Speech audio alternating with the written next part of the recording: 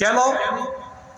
অন্যায় কাজের প্রতিবাদ করতে গেলে শক্তি লাগবে, সামর্থ্য লাগবে, ক্ষমতা লাগবে। এছাড়া আপনি শুধু ওয়াজ দিয়া সমাজ থেকে অন্যায় দূর করতে পারবেন না। শুধু খুতবা দিয়া, তাবলীগের দাওয়াতি কাজ দিয়া সমাজ থেকে অন্যায় কাজ দূর করতে পারবেন না। কিভাবে? একটা সমীকরণ দেখাই। আপনারা বলেন তো দেখি, বাংলাদেশে ওয়াজ মাহফিলের সংখ্যা কম না বেশি? জোরে কোন, কম না বেশি?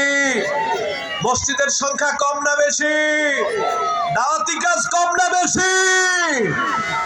জামাতে ইসলামের লোকজনের সংখ্যা বেড়েছে, আহলে হাদিসের লোকজনের সংখ্যা বেড়েছে, তাবলীগের ভাইদের লোকজনের সংখ্যা বেড়েছে, চরমনায় পীর সাহেবের লোকজনের সংখ্যা বেড়েছে, হেফাজতে ইসলামের লোকজনের সংখ্যা বেড়েছে, সুন্নি ভাইদের সংখ্যাও বেড়েছে। সত্য করে আল্লাহকে সাক্ষী রেখে একটা উত্তর দিবেন। আমি জানতে চাই, যেইটা সত্য সেটাই বলবেন। নেশা সমাজে বাড়ছে না কমছে? সত্য করে বলেন, বাড়ছে না কমছে? চুরি বেড়েছে না কমেছে? দুর্নীতি বাড়ছে না কমছে? সন্ত্রাসী বেড়েছে না কমেছে? সাদাবাজি বাড়ছে না কমছে? গান বাজনা বাড়ছে না কমছে? বেপরদা বাড়ছে না কমছে?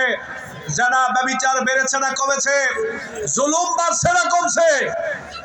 বাড়লো কেন? ওয়াজ না বাড়ছে, খুতবা না বাড়ছে, মসজিদ না বাড়ছে, ইসলামিক দলগুলোর লোকের সংখ্যা না বাড়ছে, তো অন্যায় বাড়লো কেন? অন্যায় বাড়ার কি কারণ শোনেন। অনেকগুলো কারণ থাকতে পারে, একটা কারণ বলি।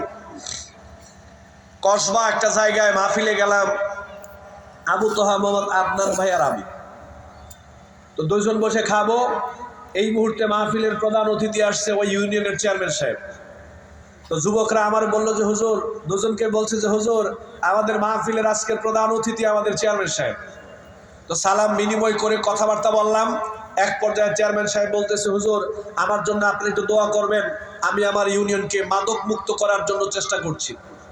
যে কোনো মূল্যে আমার ইউনিয়নকে আমি মাদক মুক্ত করে ছাড়বো। যুবকদেরকে নিয়ে আমি অনেক দূরে এগিয়ে গিয়েছি, হুজুর আমার জন্য একটু দোয়া করবেন যাতে আমার ইউনিয়নকে আমি মাদক মুক্ত করতে পারি। আমি চিন্তা করলাম, সুবহানাল্লাহ, এই জামানায় এত ভালো চেয়ারম্যান তো বাংলাদেশে আর নাই মনে হয়। এই লোকের মতো ভালো চেয়ারম্যান তো আমার নজরে আর পড়ে নাই। লোকটার জন্য প্রাণ ভরে দোয়া করলাম, বিদায় নিয়ে চলে গেলাম। 3 দিন পরে পাশের এলাকায় আমি একা মাহফিলে গেলাম। যাওয়ার পরে গত মাহফিল থেকে 3-4টা যুবক আমার কাছে মাহফিলে গেছে। সালাম বিনিময় করে এক পর্যায়ে জিজ্ঞেস করতেছে, হুজুর আমাদের ইউনিয়নের চেয়ারম্যান সাহেবের কথা মনে আসেনি? আমি বললাম যে হ্যাঁ মনে থাকে না, আবার কেমনে? এইরকম ভালো চেয়ারম্যান তো আমার নজরে আর পড়ে নাই। তিনি আপনাদের ইউনিয়নকে মাদক মুক্ত করার জন্য চেষ্টা করছে, যে কোনো মূল্যে তিনি আপনাদের ইউনিয়নকে মাদক মুক্ত করবেন। আপনাদেরকে দিয়ে নাকি তিনি অনেক দূর এগিয়ে গিয়েছেন, এইরকম ভালো চেয়ারম্যান তো আমার নজরে পড়ে নাই। যুবকরা আমারে বললো যে হুজুর আমাদের ইউনিয়নে মাদকের ডিলার হইল আমগো চেয়ারম্যান। মাদকের ডিলার কে? আমগো চেয়ারম্যান। যুবকরা বললো যে হুজুর সন্ত্রাসী তার অধীনে চলে, চাঁদাবাজি তার অধীনে চলে, দুর্নীতি তার অধীনে চলে, গাঞ্জা তার অধীনে চলে, বড়ি বিক্রি তার অধীনে চলে, যত ধরনের বড় বড় মোটা দাগে অন্যায় কাজ আছে সমাজে তার অধীনে এগুলা চলে। এগুলার সিংহভাগ আবার সে নিয়ে যায়, এগুলো সব সে শেল্টার দেয়। আর মাহফিলে গিয়ে গিয়ে বলে যে কোনো মূল্যে আমরা ইউনিয়নকে মাদক মুক্ত করতে চাই, সন্ত্রাস মুক্ত করতে চাই, আমাকে আপনারা সবাই হেল্প করবেন। হুজুর আমাদের ইউনিয়নে মাদকের ডিলার, সন্ত্রাসের ডিলার হইল আমগো চেয়ারম্যান। এরপরে বাংলাদেশের যেই জায়গায় আল্লাহ তাআলা আমাকে ওয়াজ মাহফিলে নিয়ে গিয়েছেন, আমি প্রায় জায়গায় যুবকদেরকে, এলাকাবাসীকে জিজ্ঞেস করতাম যে ভাই আপনাদের এলাকায় মাদক আছে, নেশা আছে? লোকজন বলতো যে হুজুর মাদকে নেশায় ভরে গেছে। যদি জিজ্ঞেস করতাম এই নেশা কিভাবে ঢুকলো সমাজে, আমার কথা শুনতেছেন আপনারা? আপনাদের এলাকায় নেশা আছে না নাই? গত 15 বছর ছিল কি ছিল না? আওয়াজ দিয়ে আল্লাহকে সাক্ষী রেখে বলেন, আপনাদের এলাকায় যে নেশা ঢুকছে এগুলা কি আহলে হাদিসের লোকেরা ঢুকাইছে? জামাতের লোকেরা ঢুকাইছে?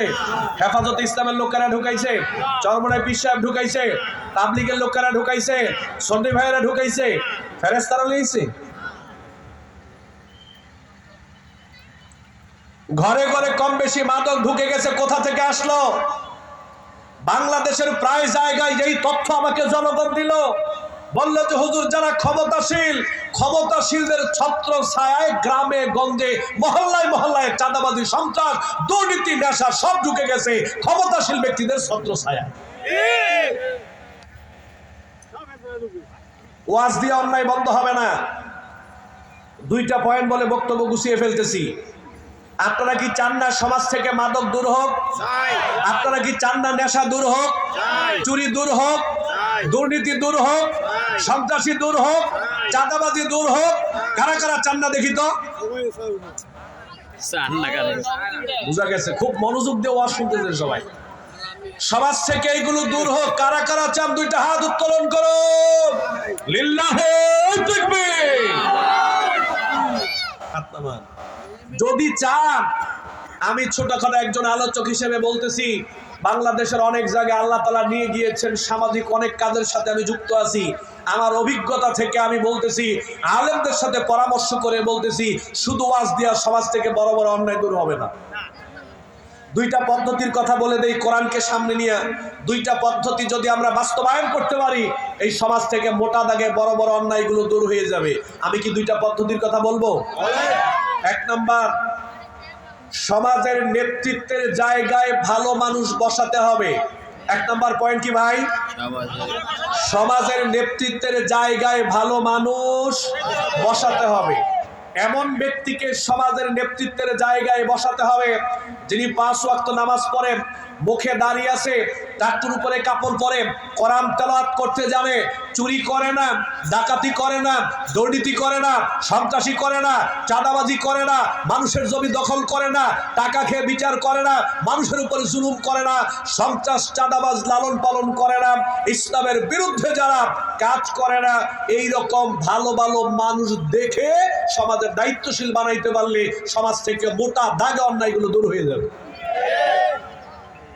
প্রশ্ন হচ্ছে আপনি কোন দল থেকে বসাইবেন? আমি কিন্তু দলের নাম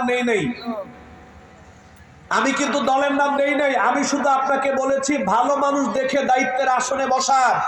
সে কোন দল করে সেটা আবার দেখার বিষয় নয়। আপনি দেখেন বিএনপির ভিতরে যদি কোনো ভালো মানুষ পাওয়া যায় আল্লাহওয়ালা, আপনি ওনাকে দায়িত্বের আসনে বসান। আপনি দেখেন জামাতে ইসলামের মধ্যে কোনো ভালো মানুষ পাওয়া যায় কিনা, যদি আল্লাহওয়ালা পাওয়া যায় ওনাকে ধরে সমাজের দায়িত্বের জায়গায় বসান। আপনি দেখেন চরমনাই পীর সাহেবের মধ্যে কোনো ভালো মানুষ আছে কিনা, ধরে ভালো জায়গায় দায়িত্বের আসনে বসান। ভালো মানুষ যেখানে আছে, ভালো মানুষ দেখে দায়িত্বের আসনে বসাইতে হবে, তাহলে সমাজ থেকে অন্যায় দূর হবে। ভালো মানুষ না থাকলে দল দেখে দায়িত্ব বসানো যাবে না। এই জন্য ভালো মানুষ যেখানে আছে আমাদের সেখানে যেতে হবে। এই জন্য আমি কি বলি জানি? আমি বলি যে ভাই, আপনারাই সমাজ চালান, আপনারাই রাষ্ট্র চালান, আমাদের কোনো অসুবিধা নাই। আপনারাই চালান, আরো 50 বছর আপনারাই থাকেন, আমাদের কোনো অসুবিধা নাই। তবে ভালো মানুষ হয়ে যান। আল্লাহ